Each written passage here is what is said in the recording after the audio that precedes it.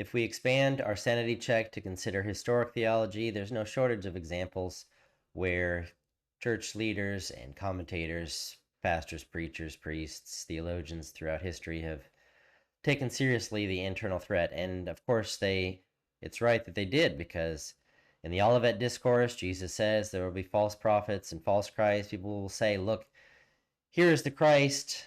Second Thessalonians talks about the man of lawlessness who will take his seat in the temple of God. First John talks about antichrists who they went out from us, but they were not of us. They were part of the Christian community. They were part of our churches. They were part of our community before they went out and made deceptions. And so throughout the church fathers, whether it's Irenaeus, Hippolytus, Tertullian, Cyprian, Origen, Chrysostom, Augustine, I'm glossing over all of this quickly because what I'm saying is really not controversial.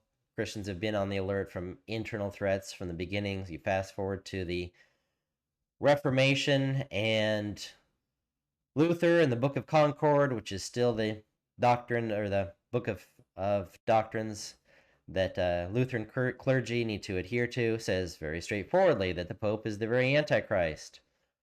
Or if we go to the original Westminster Confession of Faith, formulated by Anglicans but adopted by Presbyterians, it says something almost as direct. The Pope of Rome cannot in any sense be considered the head of the Church, but he is the Antichrist, that man of sin and perdition that exalts himself in the Church and against Christ and all that is called God. The counter-reformers in the Catholic Church, of course, would not take this sitting down, but turned the tables and said, no, Luther and Calvin, they're the ones introducing new doctrines that are against the traditions, the creeds, and the councils, the long-established doctrines of the churches. They're the ones introducing new and novel and false ideas, contradict the hierarchy.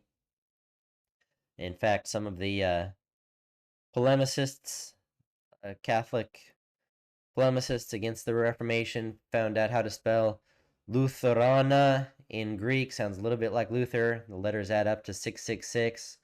Or in Hebrew, you can do something similar and say Luther.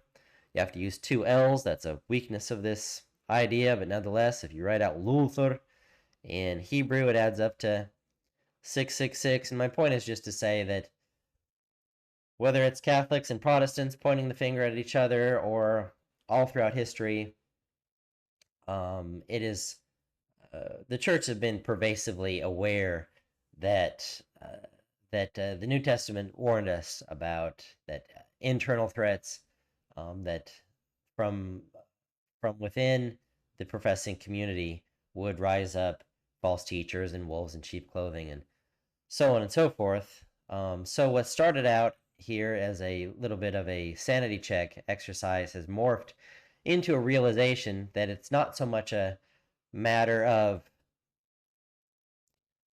do we need to be on the alert against internal threats, but a matter of in what way will the internal threats manifest?